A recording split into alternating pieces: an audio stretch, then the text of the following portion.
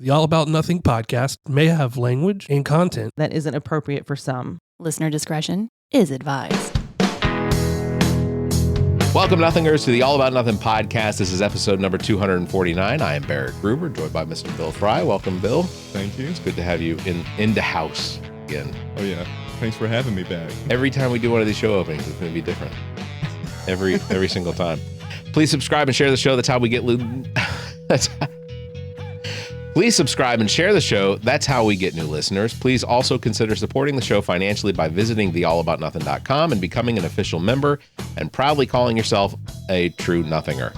We'll have more details on that at the end of the show. If you can't do that, please give us a 5-star review, a like, and follow us across social media. You can find all of the links at theallaboutnothing.com.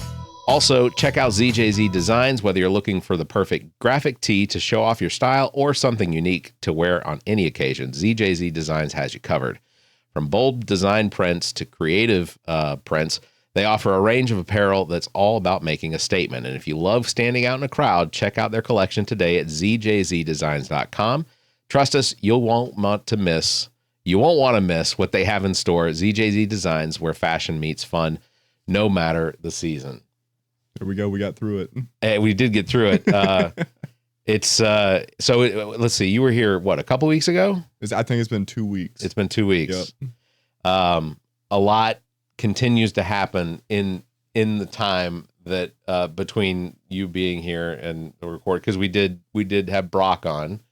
Yeah. We did. So he announced that Katie Sackhoff is the first guest. That's right. He has already told me that he's got lots of announcements to come over the course of the next couple months before we get to Soda City Comic Con.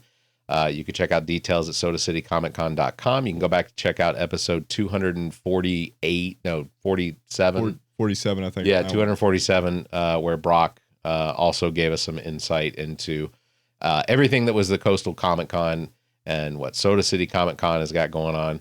He has given me some inside information that I can't talk about yet until they finalize, but it's... Do I know about this yet? Not yet. Oh, I don't. Okay, I don't even know about it. It's some pretty exciting stuff, especially with Katie Sackhoff coming. Yeah. So Okay. it'll be interesting to see what all comes out of that. You and I had a phone call yesterday where we things got a little heated about our belief in the approach to how the Democratic Party is not taking advantage of some of the messaging that the Republican Party has out right now, and we'll definitely talk about that here in a minute. But the thing that seems to be really occupying the news, and of course by the time this episode comes out, hoping, fingers crossed, that there's some investigations and maybe some criminal charges against some of the cabinet members and things like that. We don't have a group chat title, do we? If we were to have a group chat title, what would be the most appropriate name for a group chat title for, between you, me, Zach, maybe some of the candidates that we could potentially talk with? You put me on the spot, man. Well, I don't know. Nothing would be more defining than Houthi PC small group. Sure. That is the name of the small group on Signal app that was put together. I'm guessing it was done by Mike Waltz. That's what they're saying. I think Mike Waltz was the one that actually put together this group chat on the Signal app. And first of all, let me just tell you, Signal professes that their app is secure. Yeah. It has end-to-end encryption, which means that the only way that you're probably getting into it is breaking, a 256 or whatever bit encryption. So not super likely, but you also have to be aware of the people that you are inviting into the chat. Yeah, which is not that hard to do, by the way. No. I've used the app multiple times. Oh, okay. I don't know. I do not understand how this happened. I do. I do? Yeah. I think that at some point we started we have an administration that selected officials that are incompetent. Oh, that part of it. I think that's I think that's what happened. Sure. Okay. I'm with you there. But the actual how do you mess it up that bad? Oh, I don't understand. I think the incompetence plays into it. Well, okay. Yeah. So yeah, including Vice President J.D. Vance, Secretary of Defense Pete Hegseth, U.S. National Security Advisor Mike Waltz, not Tim Walz, as I have actually heard in reporting people saying, how does he go from being the VP candidate for the Democrats to being the U.S. National Security Advisor? He isn't. Who Two has said different that? people. It was on Fox News yesterday where someone kept saying Tim Walz, and it's Mike Waltz. They're spelled differently and everything. I mean, two completely different people. Tulsi Gabbard also in there. You had Secretary of State Marco Rubio and others. This was a group chat that was disclosing decision making over a potential strike on Houthi rebels in Yemen, and at some point, it then, after I guess a day or so, it turned into actual release of attack plans by the U.S. military. Pete Hegseth was actually putting that information into this group chat to disclose what was the plan was when the attacks were going, and I think sort of giving play-by-play information on the actual rundown of the attack. Did you see the messages that were shown today? I did. I don't even. Oh, my phone's right there. I just realized my phone's actually recording. I did that every time last time. Yeah. I printed something out. So basically the reactions. So before we get into like the whole thing of it, I'm enjoying the reactions to it the most. For sure. I don't know that the Democrats are doing as much as they could be in retaliation or reaction to what the Trump administration, cabinet members, and others in this group chat are. I don't know that they're doing it as well as they could be, but there are some that are doing it very well. Of course, Bernie Sanders, not really a Democrat. I watched him do a who was it? He was speaking to. God, he did a good comeback part of it, but other than that, I have not heard anything. I think Chuck Schumer said one thing, and I'm like, this is a pretty big embarrassment for an entire administration. Yeah, the fact that so Democrats aren't responding to it as well as I'd like to. I wish that they had the comedic timing that say a Jimmy Kimmel or a Stephen Colbert has. Mm-hmm. They have done it very well. But state-run media, so your Fox News and your Newsmax, that sort of thing, they are reporting on it in at least a couple different ways. Two in particular being that this isn't really that big a deal. Yeah, that seems to be their main go-to, is this really isn't that big a deal. And also what is seeming to be the reaction is that they are perfectly fine with the fact that they are going to continue to use Signal as one of their communication means. Which is also another issue with it not being... So like Signal, again, secure app, but also you need to have every message vetted. Yeah. You can't let the U.S. government officials use an app that we're using like that. You have to use a government specific thing. So in a normal situation where let's say the Secretary of Defense is receiving actual up-to-date strike information, that information would be specific to a SCIF, a secured information like block. Sure. And what that is an actual room where to enter into the room, you have to take off your watch and leave that. You have to leave your phone. There is no communication devices allowed into this room.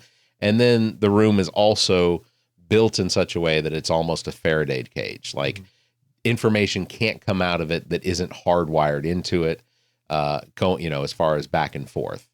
So like an example is when Black Lives Matter protests were going on outside of the White House in Lafayette Park, Donald Trump abandoned the White House allegedly into a secured bunker. That secured bunker is only receiving and transmitting information, communication through hardwire because it's a secured facility. Yeah. So essentially what happened, Mike Waltz invited Jeffrey Goldberg, who is the editor-in-chief of The Atlantic. He's the guy that decides which article. He's ultimately the decision maker on what articles get published into The Atlantic magazine. Goldberg, in an article from The Atlantic, says, I got added to the group, a signal group. And I'm going to read this verbatim from the actual article. It says, a text message chat group called Houthi PC Small Group. PC, I know from covering White House issues, principal committee. Basically, the top leaders of the cabinet departments generally associated with national security issues, and then a message from Mike Waltz talking about how he's putting together this PC small group to talk about the Houthis, because something's going to be happening over the next 72 hours. That's when I sort of think, honestly, the first thing I thought was, I'm really being spoofed. Like this is a hoax. This is a state or non-state actor, probably non-state actor, looking to entrap, embarrass, whatever word you want to use, a journalist. Yeah. Now that is Hona Rasson, who is a reporter for The Atlantic, who was interviewing Jeffrey Goldberg.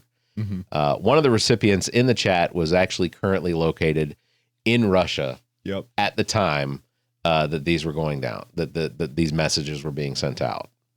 And that was announced today, right? Or yeah. Last night? Yeah. Last night. Yeah. Yep. It's, I still feel like there should be a bigger reaction by Democrats. For sure. Because to play it, there's a couple House representatives, one of them today, and he's pretty well known as far as like being fairly quick-witted and responding to the Republicans in committee when they say something absurd, or he brings in things from potentially like websites or tweets and such. But he pulled out a very large post board that had the fist symbol, the United States flag emoji, and then fire. Mm-hmm. Which apparently was one of Mike Waltz's responses to the, I guess, the attack being successful. Yeah. Wow. I don't know. There's nothing. The defense. It's crazy to me to hear all the defense parts of it. It's like Trump is just like, he messed up. Oh well. It's not that big of a deal. Meanwhile, the exact same thing. Not the exact same thing, but the accusations he made against Hillary Clinton. Right. And hammered on that for 8 years at this point. Just same thing. Oops. Yeah. Nothing needs to happen. It's just a small little thing. The fact that, basically Trump's initial response to it was, I don't know anything about it. And how could you as the president not have knowledge about something like this, something about the fact that your administration, your cabinet secretaries have played a role in what is ultimately the disclosure publicly. I know they were in a group chat, but having Jeffrey Goldberg from The Atlantic in that group chat, to me, makes it public. I realized that Jeffrey Goldberg sat on this information until well after the attacks, and he was going to respectfully not release a lot of the information until they attacked his character. They attacked his experience and the fact that, one of the things Pete Hegseth came out, and I'm going to paraphrase it, was that this is a a reporter that is known for fraudulent reporting, and he said things that Jeffrey Goldberg has always been a bad reporter and things like, so ultimately just attacking his character, attacking his decades of experience in reporting. And I found it completely appropriate for Goldberg to come out with literally just screenshots from the conversation. Yeah. He was just like, you're saying I'm lying, but this is it. That's all. That's literally all he did. Yeah. And man, they're hammering on every single. Well, again, it's either they're trying to hammer this guy or act like it's not a big deal. Yeah, that's it. It's ridiculous. Yeah, I if you are a Republican that voted for Donald Trump and you voted, understand from my perspective, I'm going to look at you and say, you voted for this. This is exactly what you voted for. You voted for a level of incompetence that is going to continue to have these sorts of situations occur. And while I certainly understand and respect that there are some people, I don't respect it. I take that completely back. I don't respect the fact that you are so entrenched in your party politics that you can't see that Donald Trump, who was an inept president the first time, was going to be an inept president his second time. That you can't look at what is happening now being a direct result of the incompetence of Donald Trump and the incompetence of the people that he chose to run these cabinet positions because they just are yes men to Donald Trump. They don't have the experience and there was no merit involved when you select someone like Pete Hegseth, who was the weekend anchor for Fox and Friends morning show, and even before his I guess his being sworn in as the Secretary of Defense, has a history of drinking and womanizing and just misogyny and the just absolute lack of work ethic almost completely. And you can't look at that and say maybe that's not the right decision. There's 15 or 16 generals that won't retire from the military for another probably 10 or 15 years that you could have chosen as a defense secretary that would have ultimately been loyal to you, at least would have been loyal to the office. There are so many people you could have selected that would be loyal to the office. Yeah. And I don't know how they're going to keep going with this for the next week or two. Like, I don't know if he's going to be let go or resign and if someone else steps up. Would they be even worse? Will they have 2 swastikas on their chest? I don't know. I bet he doesn't resign. And I bet Donald Trump doesn't fire him. I think what may happen is Mike Waltz may fall on the sword, because ultimately he's the one that included Jeffrey Goldberg. Sure. But I based on, so maybe it was Mike Waltz that started the group chat. Mm-hmm. And ultimately it was his decision to do this in an application that is not, again, end-to-end encryption is not the same as total security. Like I would never send my social security number from my iMessage account to somebody else's iMessage account, because despite its end-to-end encryption, it's not fail safe. Yeah. I just can't understand it. Yeah. It was really just a mess up. Yeah. That's it. There's nothing else to it. It's on its face. That's all it was. And honestly, at this point, I can accept that it was a mess up. I can accept that it was a screw up. It's the emboldened sort of sense of accomplishment some of them seem to have about this that makes it seem like they don't recognize. Like, I feel like Mike Waltz is the only one of all of them that has at least publicly acknowledged that this was a mess up. Yeah. I would have expected a statesman like Rubio. I'm using statesman very loosely, but I would have assumed that Marco Rubio at some point here recently would have stepped up and said it wasn't appropriate. I recognize that, and that's why you don't see a whole lot of Marco Rubio in that text chain. For sure. Yeah. So go ahead. Oh no, that's pretty much it was just that on its face. Yeah. So nothing else. From the Atlantic article, and this is another article on the Atlantic. The Trump administration accidentally texted me its war plan. So this is essentially what Jeffrey Epstein came out with his own article about all of this. He said, I accepted the connection request, hoping that this was the actual national security advisor and that he wanted to chat about Ukraine or Iran or some other important matter. 2 days later, Thursday at 4:28. This is 4:28 or Thursday. This is let's see, 17th, 18th, 19th, 20th. This is the 20th of March.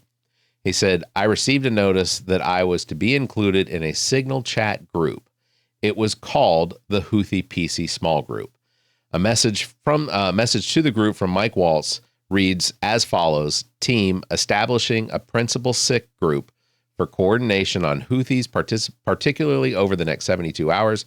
My deputy, Alex Wong, is pulling together a tiger team at Deputy Agency Chief of Staff level, following up on the meeting in the Situation Room this morning for action items, and will be sending out that later this evening. The message continued, please provide the best staff point of contact from your team for us to coordinate with over the next couple of days, over the weekend. Thanks.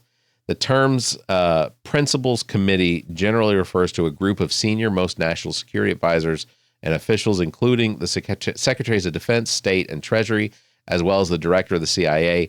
It should go without saying, but I'll say it anyway, that I had no intention of being involved in this. So, I bet. What is, if you were to, let's say as a, let's say you were just walking the streets and the reporter were to ask you your reaction to all of this based on your knowledge, what would you say to that reporter?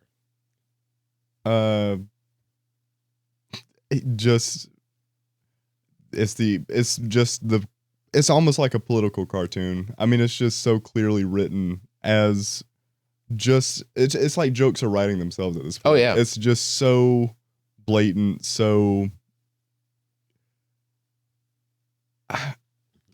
I'm lost. I don't know. It's like I just can't. It's extremely difficult to find a footing in this situation without it falling into, is this the real life? Like, is this what is actually happening? Because when I look back at other politicians, other, I guess, situations that have occurred under other administrations, one of the ones that I'd go back to in the most recent history is Donald Trump with the COVID pandemic, and just the amount of mismanagement that occurred during the beginning phases of that.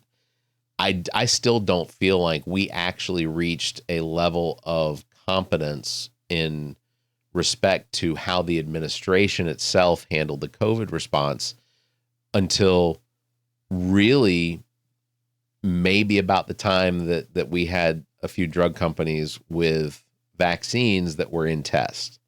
And at that point, it felt like, yes, I think the Trump administration finally recognizes the severity of this and that they're responding to it in the right way. But it wasn't until they had the I guess the practical response to it with a vaccine. And I'll give Trump his credit on this, the COVID response, or as far as the vaccine, because if it weren't for warp speed, I don't know how long it would have taken before a vaccine, because I mean, I don't know this for certain and I'd have to look it up, but the polio vaccine was in development for more than a decade before people were actually being saved by the vaccine. Yeah. And this was the first time we used mRNA, which is the process was faster because we actually used that. Yeah. But we've just improved the efficiency of vaccines over time. Did Trump himself have anything to do with it? No. No, it was the doctors. No. It was the scientists. No. That he tried to also demonize afterwards. And we had a Democratic-controlled Senate and a Democratic-controlled House that were willing to pass bills. Now, Trump signed them, but we had bills being created to pump as much money into the research and the speed at which those companies needed in order to be able to come out. Now, could they have done it themselves? Yes, 100%. Yeah. Could Pfizer and Moderna have financed the whole thing themselves and received grace and applause from the American? Yeah, they could have, but no, our pharmaceutical companies work off of the government teat as well. Oh yeah, oh for sure.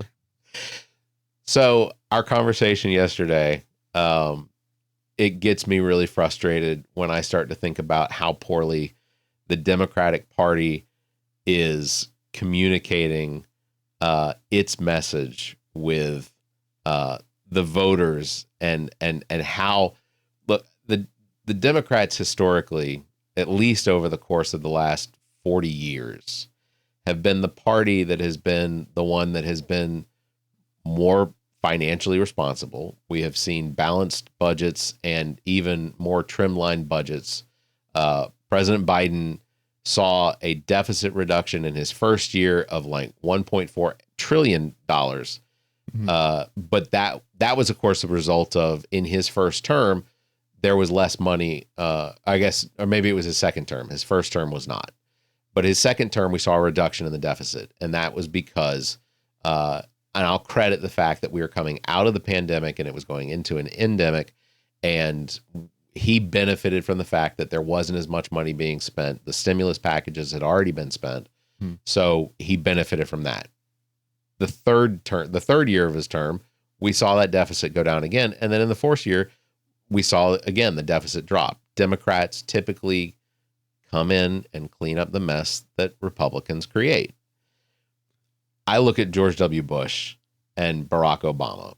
I think that's one of the best examples, and that's because under George W. Bush, we saw a Republican Congress allow for the reduction in regulations against the banking industry that allowed for these hyper crazy mortgage sells. Basically, people were buying houses that couldn't afford them.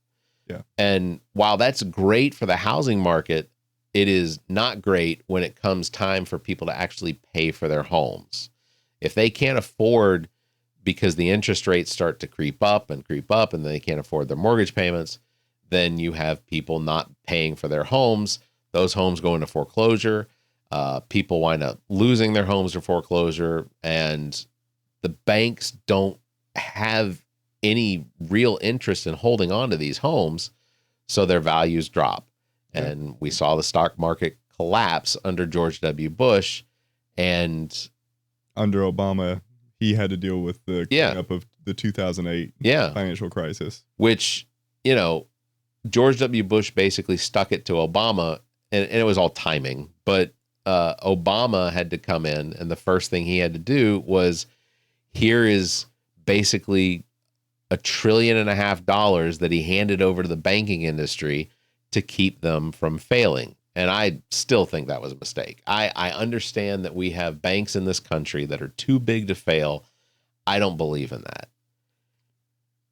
It's a hard one, because I don't know the bailout. I don't know if I hate it. It's a bad move, but also what else could he have done? Yeah, no, I think his hands were tied. That was the only bill that he was going to get out of Congress, was to bail the banks out, because banks have lobbyists. Those lobbyists have their pockets in our Congress's back pockets. So that was the only bill that Congress was going to give us. Yeah. But other countries did it differently. Ireland literally bailed out the people that owned that were paying on the mortgages. They bailed out the mortgages, the mortgage hold, not the banks, but the people. The people were stuck with the which ultimately fixes the banks too, because if those people, and I get it, it costs a country a lot of money to do something like that. It's very socialist. But if you bail out the people take that money and they pay for their homes. If they pay off their homes completely, that's fantastic, because then they have money in their pockets to put into the economy. Mm-hmm. So Reagan's trickle-down economics was, by every economist that's ever looked back on that in history has acknowledged that there has never been a situation where pumping money or allowing for tax breaks on the highest earners, the corporations that money doesn't trickle its way down. The only way to really inject money into an economy to have a lasting effect is to pump that money into the lower class and move that money up through the system. Yeah, it's just so much easier than it.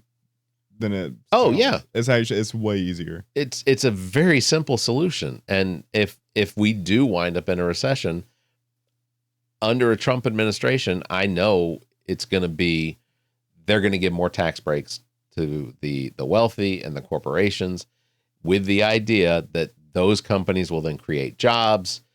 They're not. We're even seeing it in South Carolina right now with the flat tax thing that's happening. That they're trying to pass it. I know they had like a press conference on it today.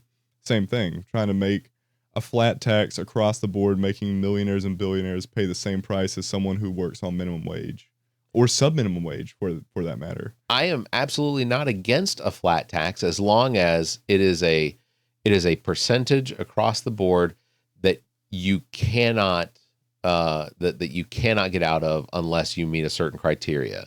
And that criteria has to be a bottom level criteria. If you fall under this line, then the tax has less implications on you than someone who is well above it. You can't give people tax breaks just because they reach a certain threshold. Charitable donations, I get, but that to me is just that's writing something on a piece of paper and then handing it off and saying, yes, I did this. Yeah. To me, it sounds more reasonable to do a some sort of exponential tax, though, based on every level you hit, based on the class that you're in. Sure. So, for me, it would make more sense if you have $1 billion, you're paying a way higher tax on all that than any other class or rank below you. And like, if you make less than the median or the median amount of money, I don't even think you should pay taxes on that money. Yeah, just that's my opinion. No, and I agree with you. I think that we talked about this yesterday. I think that if you meet that our federal government needs to come up, our Congress needs to come up with a tax code that acknowledges that there are people that make a certain amount of money that they receive the standard deduction every single time they file taxes, and that standard deduction itself almost always brings back all of the taxes that they paid. So every single bit of the taxes that they paid into the federal government over the course of their employment for that year, they wind up getting back. And if that historically proves to be a certain income level based on the number of deductions you have, or I'm sorry, the number of dependents that you have, then we need to have a system that acknowledges that, let's say you have a family of 5 and you make $160,000 a year, then you don't even file taxes. There's no reason to file taxes. The federal government already knows how much you make. Your employer reports that to them. Yeah. That money gets pulled out of your paycheck and sent to the federal government already. So if you have if you're already underneath that threshold, then you don't even file taxes. You just get a check from the federal government on April 15th or whatever after, and that money comes back to you. Now, yes, if you have other income that you earn, or you have other situations, then you can certainly file those. But in this day and technology, I don't think there's no excuse for us not to have the ability to add that information securely to our federal government account under our Social Security number, I guess. But the system could be made much simpler. I think we are one of the only advanced nations in the world that still make citizens file taxes. Other countries, they get a letter in the mail when it's tax time saying this is how much you owe, or this is how much you're getting back. They do that work because, again, software technology. We've already gotten past this. Yeah, no, it would not be that hard. It is just this. It is, again, we talked about it yesterday. Two-party system. The spinelessness of the Democrats. Oh yeah, and they're bought and paid for. Oh yeah, lobbied for, and Republicans are just doing the thing they want to do. It's the Democrats have to attack the Republican message for the ineptitude of serving the people of the country in a better way. And one of the examples that I had was, if Doge is finding fraud, where is the DOJ investigations? There have to be investigations at this point. Mm-hmm. If Elon Musk and his team at Doge are going in and actually finding legitimate fraud is criminal. Criminal fraud has to be prosecuted. The government's role, and I said this before, government's role is to positively impact the lives of people here legally based on the Constitution. So the Declaration of Independence, which, by the way, is now on display in the Oval Office. Yeah. Thank God we finally got that done, at least. Donald Trump made a show to a Fox reporter of the fact that they have now hung the Declaration of Independence in the Oval Office. And during the interview, he made it seem like he's pretty sure that's the real Declaration of Independence. Yep. It's not. That will never come out of the National Archives. It's not even on display in the Smithsonian. Mm-hmm. It is not there. We have the Declaration of Independence and the Bill of Rights and the Constitution. Like, they are on display. It's not the real ones. Those are not real. Yeah. Because if they were to display the real ones, regardless of all of the technology that we have to protect them from the environment, whether it's UV light, dust, air, it wouldn't make any difference. They would deteriorate. It's on parchment, and but under the Declaration of Independence, which is literally hanging in the Oval Office, which I don't believe Donald Trump has read, we all have, as citizens of the United States, as legally being here in the United States as citizens or asylum seekers, whether you're here on a visa, we all have the right to life, liberty, and the pursuit of happiness. And I think that is fundamentally the only thing that our federal government should be concentrating on. Yeah. And everything that comes in under those three basic privileges of being in the United States, everything should fall under that.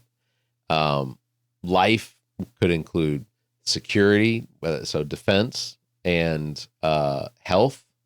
So we have the life. So we have the right to life. So we have the right. I break it down into these things, and this is what Democrats need to focus on: is how they are going to protect our lives, our health, our security. How are they going to protect our financial stability? Our ability to have good paying jobs that are going to securely and progressively move into the future. That should be part of the Democrats' message. And it's such an easy message. Yeah. It's right there. They keep saying we don't have a message. They 100% Democrats have a message, but a lot of them are not saying it, again, because they're bought, paid for, and lobbied. And it feels like all hope is lost a lot of the time. Another one of the things I do want to talk about the federal government, specifically with their attack, Trump's administration's attack on the Department of Education. These are the things that the federal government actually has for the Department of Education. These are the things that they actually provide. So the Department of Education at a federal level sets educational policy. So The Education Department helps shape national education policies and guidelines through individual states, and school districts maintain control over curriculum and teaching methods. The federal government has no impact on curriculum, ever. Doesn't. The states make that decision, and then those decisions filter down to actual individual decisions, even down to your teachers. So the federal government doesn't play a role in that. That's too big of a thing.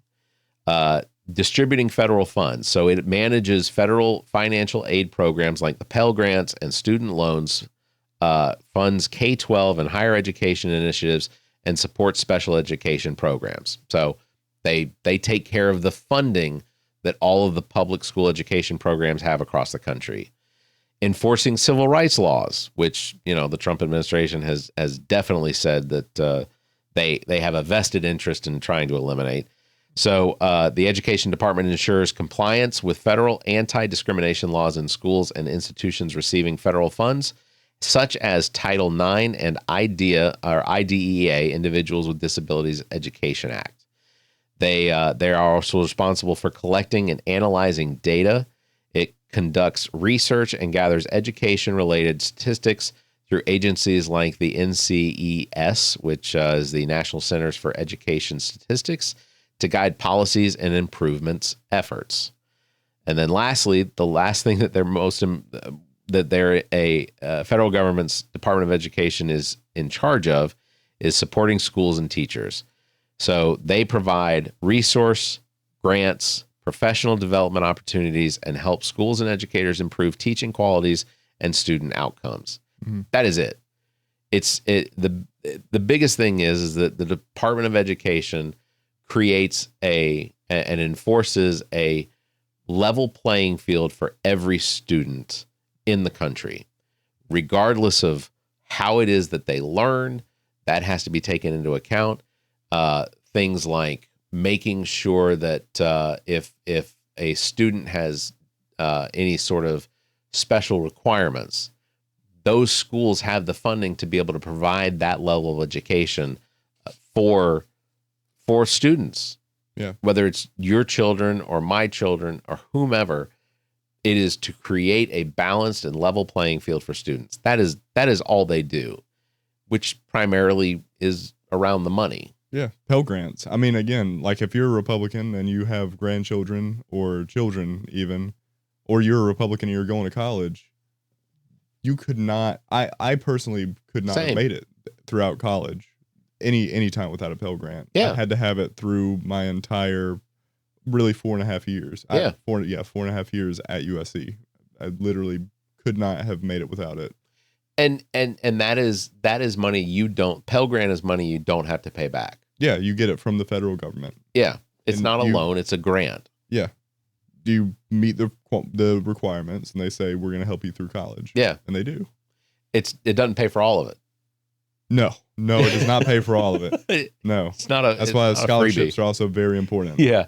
Also, PSA, if you're watching this right now and you're thinking, I'd really like to go to school, I'm really hoping there's going to be a Pell Grant, definitely take advantage of the Pell Grant if you can, if it's there. Also, corporate scholarships.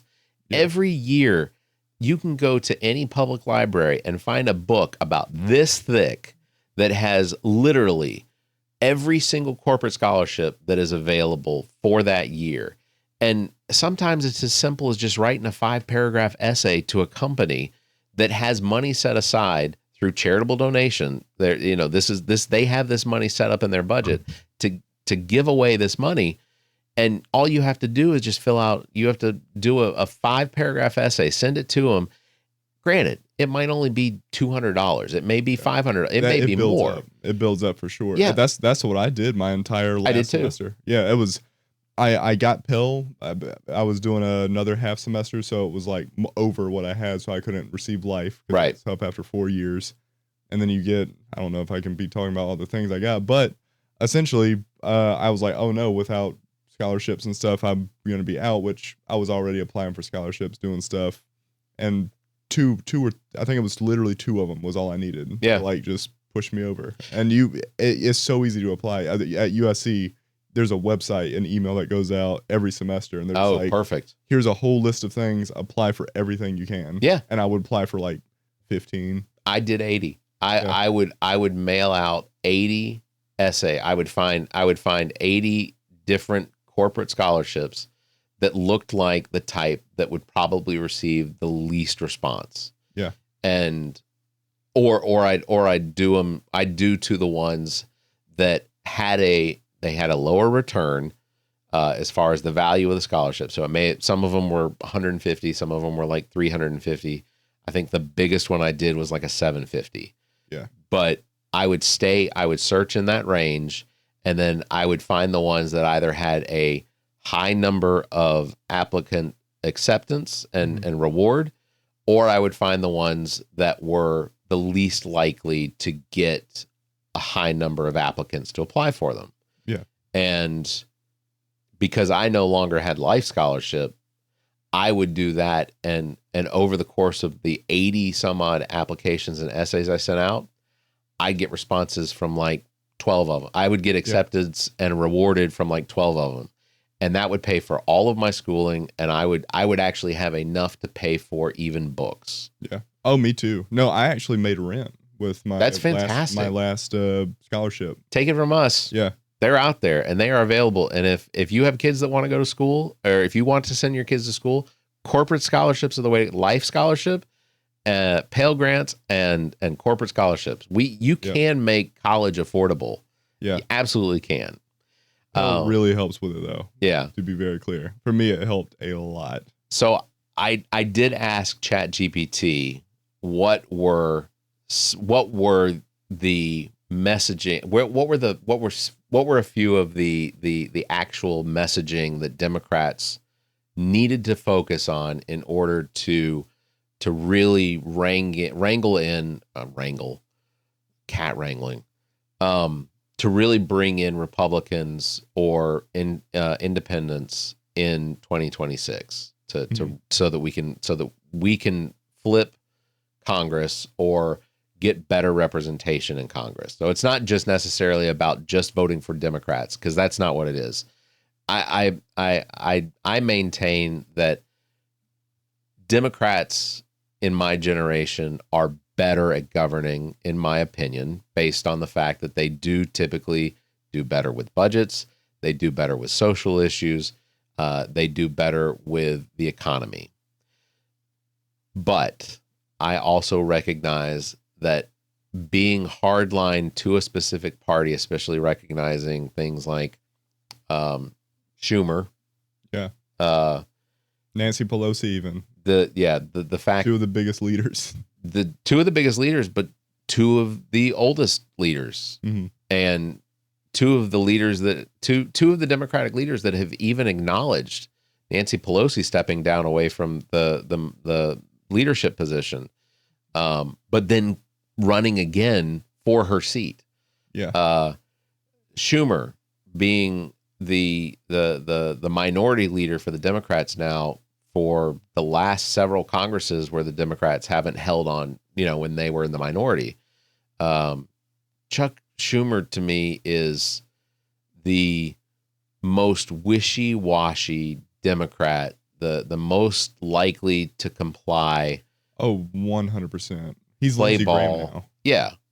Chuck Schumer. So it's not, I recognize that there are Democrats that are not going to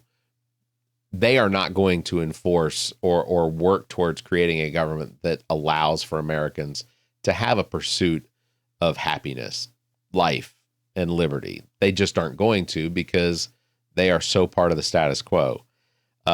So the first message is that Democrats really need to get better about defending democracy and the rule of law. Yeah. That is something. So emphasizing the importance of free and fair elections, voting rights, and the peaceful transfer of power.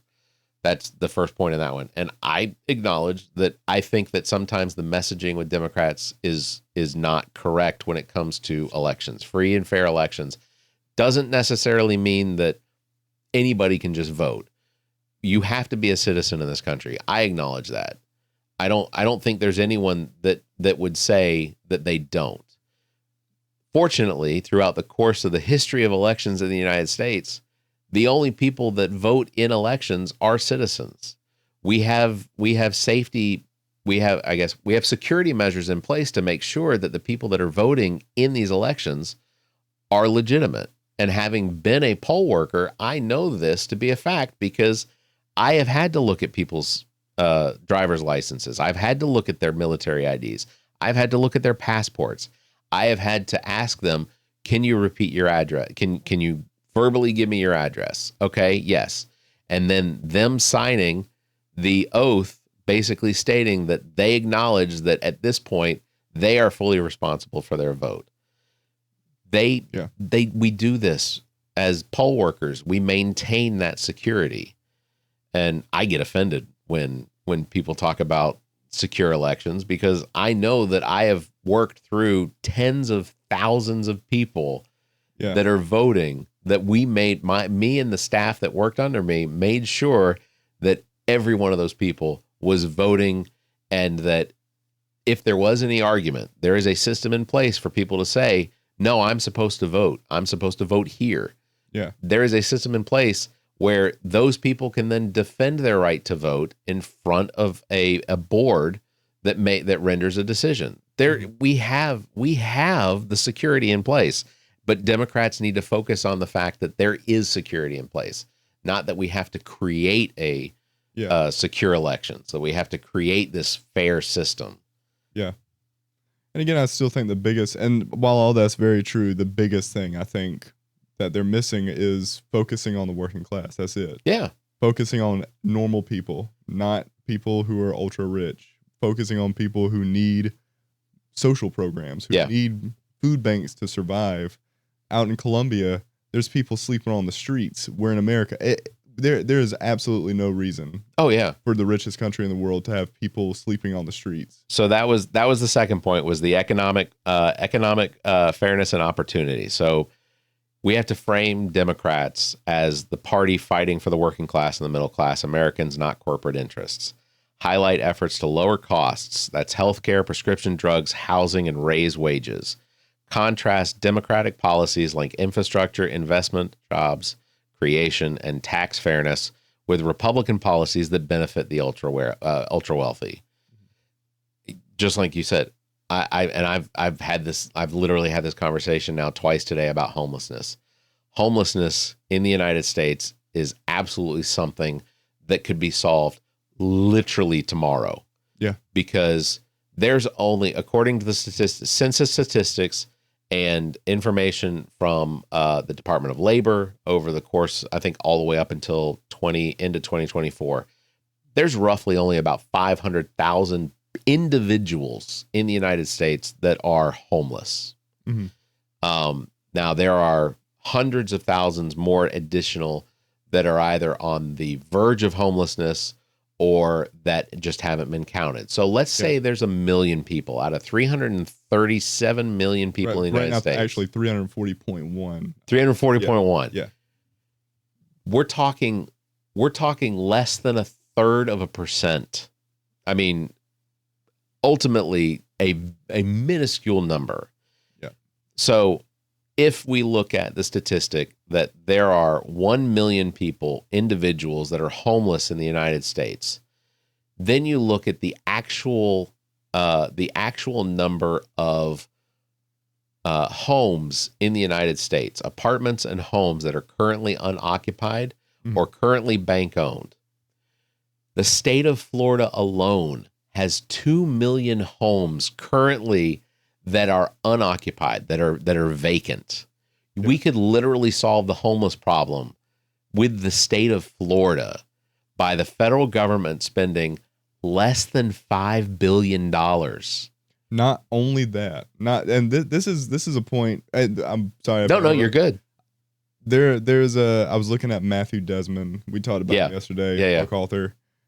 It blew my mind that in his book he mentions if just the top 1% paid exactly what they owed without even raising taxes on the rich and getting rid of billionaires outright, you would raise enough money. If you wanted to end poverty, the actual idea of poverty in America, with American citizens, it would cost about $173 billion.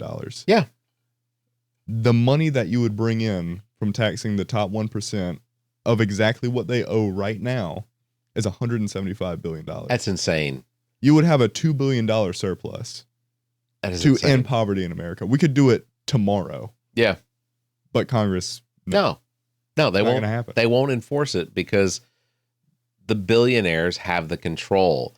The billionaires have the available liquid funding to support those politicians that are going to inevitably be candidates in a very short time frame. And that's what these politicians who then become candidates again are always focused on. They are not all of them, but for the most part, I would say better than 80% of them are almost always focused on, I have to get reelected.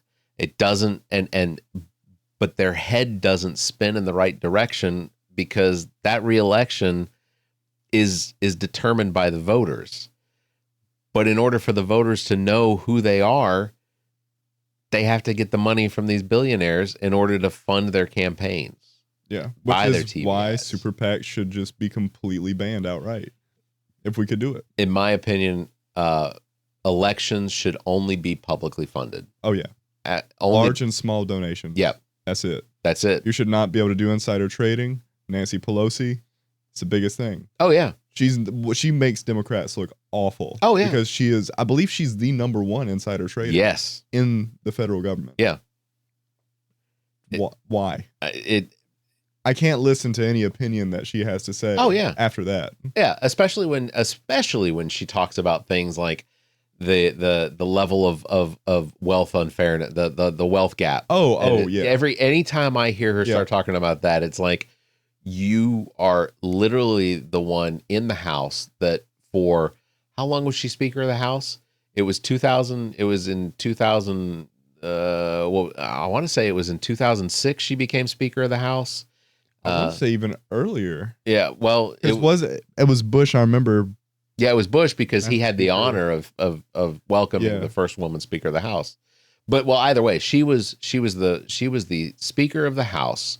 She had control of it was a fairly nice lead as far as Democrats. They didn't need any Republican really assistance. Yeah. They could have passed bills that could have moved into the democratically controlled Senate and or even or at least not the democratically controlled, but at least the minority, the way the filibuster thing works, everything. It would have not been very difficult. When Barack Obama came in, he had a House and Senate that were controlled by the Democrats. Yeah, changes could have made. Biden, when he was elected, and he had for 2 years had Democrats in control of the House and the Senate, and we still had Democratic leadership that would not put forth bills that would actually get rid of homelessness.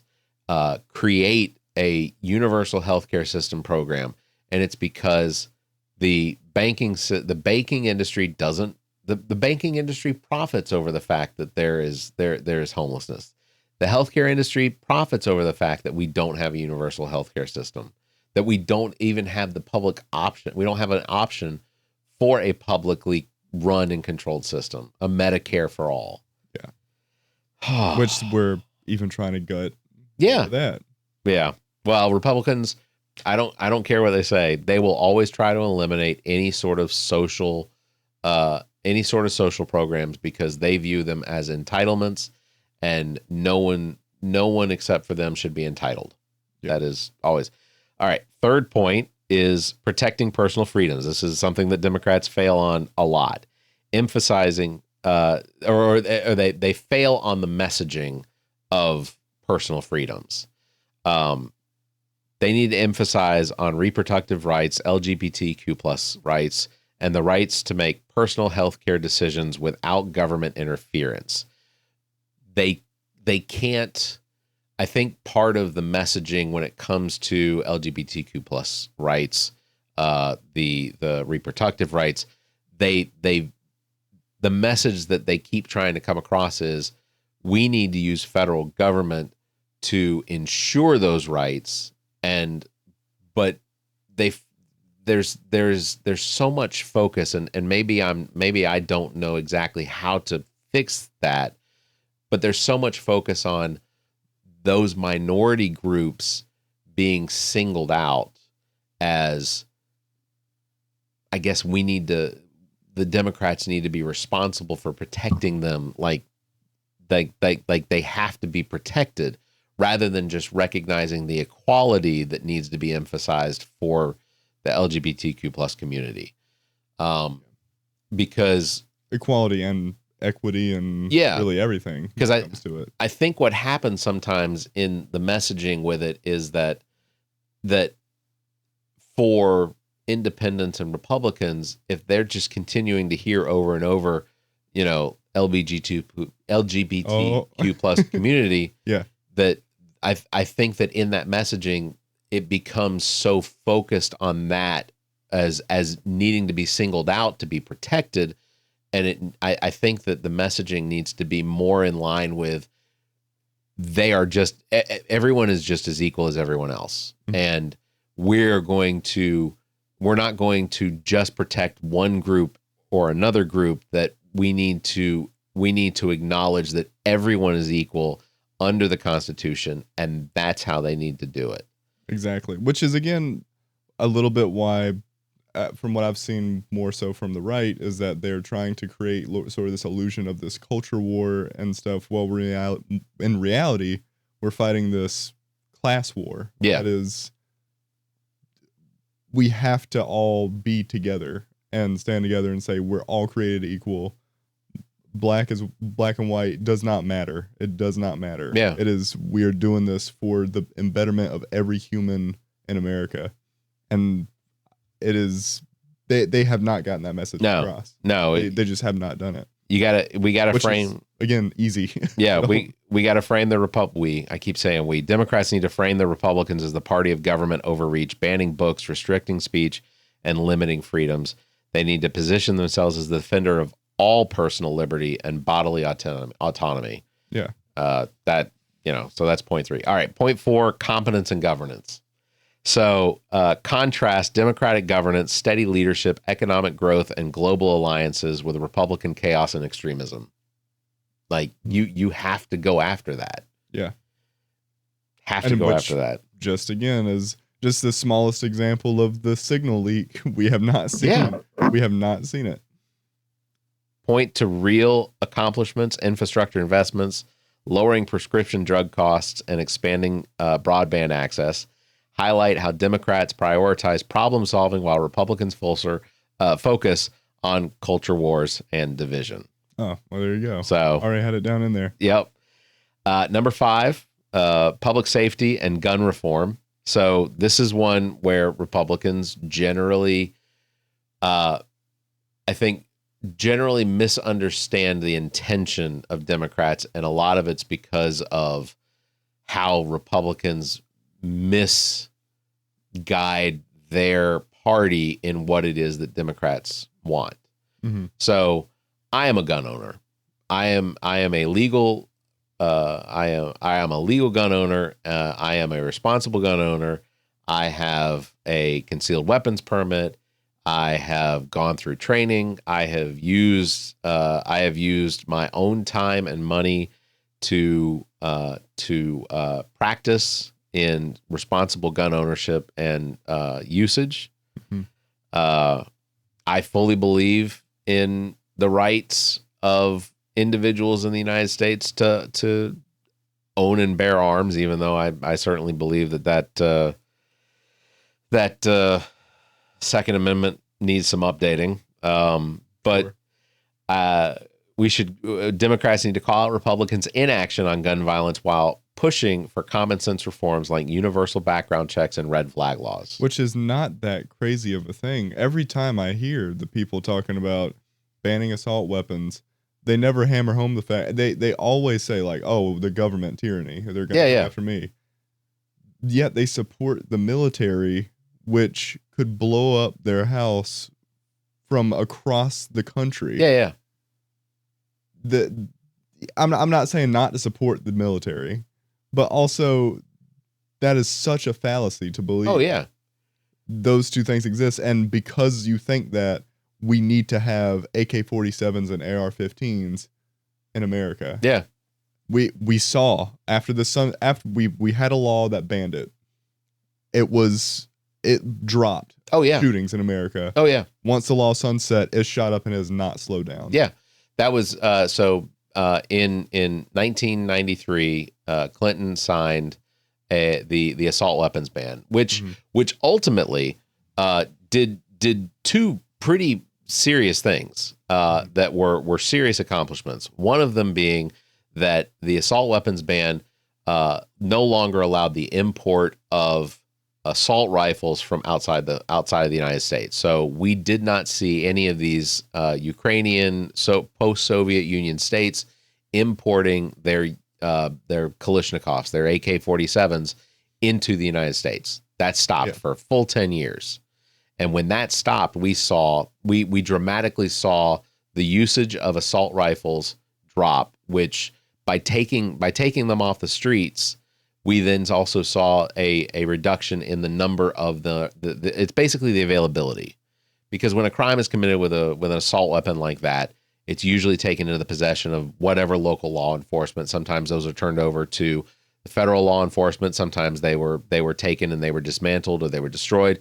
But one of the things that stopped happening was during that time period, sheriff's departments, local law enforcement weren't allowed to take weapons that had been seized in crimes after those crimes have been adjudicated. In a lot of situations, the local law enforcement was allowed to take those firearms and sell them back to the public for a profit or revenue for the local. That stopped. Yeah. That came to an end. And so there were fewer guns on the street. It wasn't just assault weapons. We saw handguns that were no longer being reintroduced to the public through local law enforcement sales for revenue. Also, federal government under that assault ban also funded local law enforcement better. Like, all of these things happened out of this one bill that was generally seen as a good thing. There were Republicans that supported it. Yeah. So that was number 5, public safety and gun reform. The last one is rejecting extremism and division. And I find that this one's a little difficult to do because it's hard to reject extremism without creating division. Mm-hmm. So it says that the Democrats need to frame the current GOP leadership as too extreme and out of touch with mainstream America. I don't think that's too difficult. Yeah. I don't know. That is a trickier one. The only reason I say I don't think that's too difficult is because I think they also need to look at the Democrats and Republicans that are currently in leadership as being too. When I say like Chuck Schumer's extremism, I don't mean like he's too far to the left. Yeah. I think it's it may be the lack of maybe I'm looking at it different, but Chuck Schumer's will. I don't know how to look at that because I see him as such a moderate. I don't see him as moderate. I see him as Really? someone that is. Oh no, yes. I mean, as far as his politics goes, he is willing to cross that line at the cost of the cost of America. Yeah. But he is. I think for me, it's too extreme to be willing to not fight for the ideals of the party that you're representing. Like, I see that as such a lack of responsibility or lack of in holding to the responsibilities you have as a leader in the Democratic Party as being extreme. Like it's just he's too willing to jump ship. I mean, look at this continuing resolution we just had. That they absolutely could have, and I granted, I think it's a bad thing to have the federal government shut down. I recognize that is not good. Yeah. But there's no reason why the Democrats can't be louder about, hey, we got this continuing resolution that needs to be voted on. Let's make this something that the Democrats would be willing to vote for. Yeah. Oh, and that's all it ever was. Yeah. You could have gone back and they could have fixed it, and they would have had, again, the government would have shut down. I mean, there's been worse that's happened. It shut down, over 40 days? With Trump. Around last time, I'm like, just do it. Yeah. That's all you had to do. We already have federal employees that are not reporting to work because they work for the National Park System. They work for the Department of Interior. Yeah. And they're not reporting to work because they think they've been fired or they've been put on furlough, because while Elon Musk decides, do we really need people sitting in the top of fire stations watching for fires in Yosemite or whatever?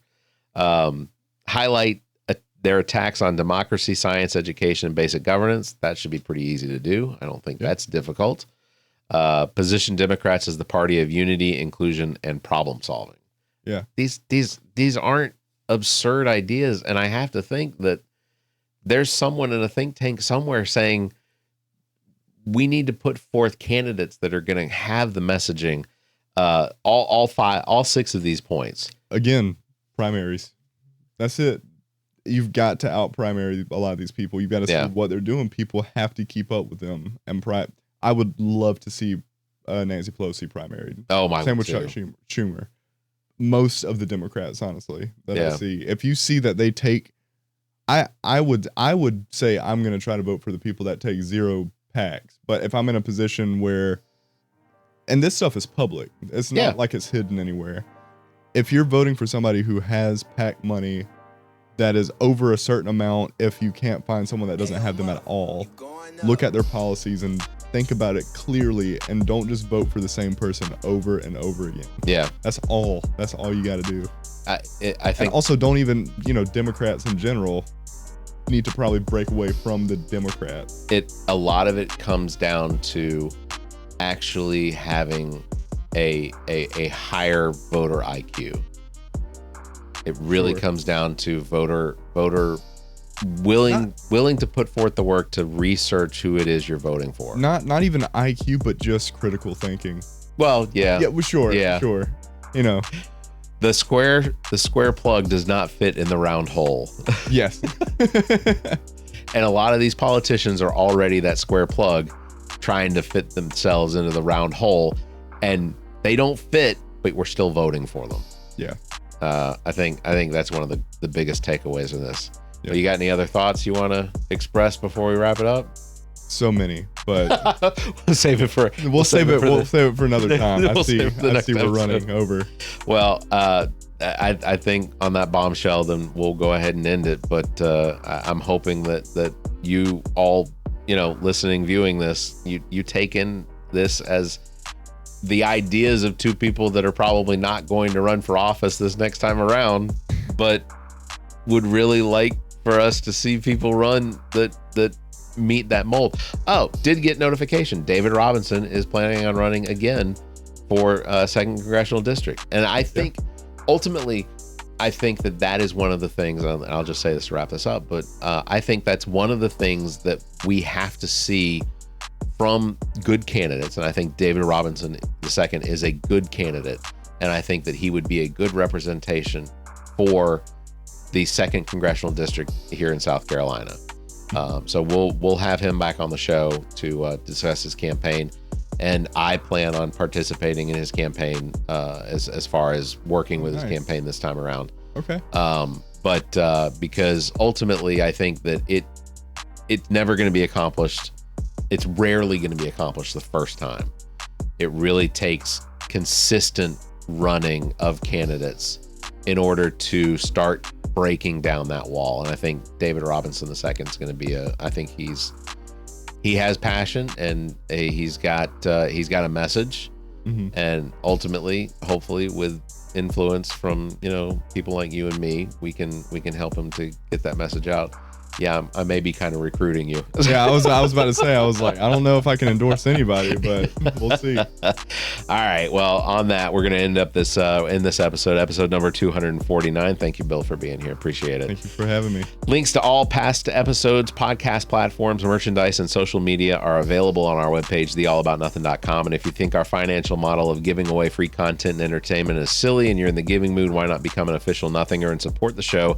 Members get early access to this episode as well as exclusive content. Visitors can head over to members.theallaboutnothing.com, or you can find a link to on our webpage. You can also give a one-time donation through the same link.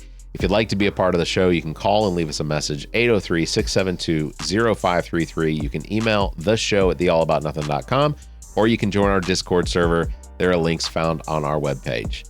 Thank you very much, everybody, for listening. You all stay safe, be kind, and keep your hands to yourself. The All About Nothing podcast is a product of Big Media and produced and engineered by me, Barrett Gruber. Thanks to Cake for our intro music, Sick of You. You can follow Everything Cake, the band, at cakemusic.com. Thanks to Muff, the producer, for our outro music. You can follow Muff on Instagram at Muff the Producer. You can follow me across social media by visiting Linktree/Barrett Gruber. And you can follow Zach King on Linktree/AANZach. Want to support the show? Visit our webpage, theallaboutnothing.com, and become a member. There are several tiers available that give you early access to episodes as well as exclusive content. To find links to our social media, podcast platforms, and merchandise to support the show, as well as past episodes, visit theallaboutnothing.com. If you'd like to be a part of the show, you can email theshow@theallaboutnothing.com, or you can call our number and leave a message. Dial 803-672-0533. If the time between these episodes is more than you can handle, check out our sister shows. What the Pod Was That with Carrie, Zach, and myself. Welcome to Wonderland with Ami. Politically Speaking with Erica, Kirsten, and Emily. And Black, White, and Blue in the South with Dr. Jameel Brooks and Bill Kimmler. Please subscribe and share this show. If you're on YouTube, please subscribe and punch that notification bell. Thank you for listening, and hear us next week.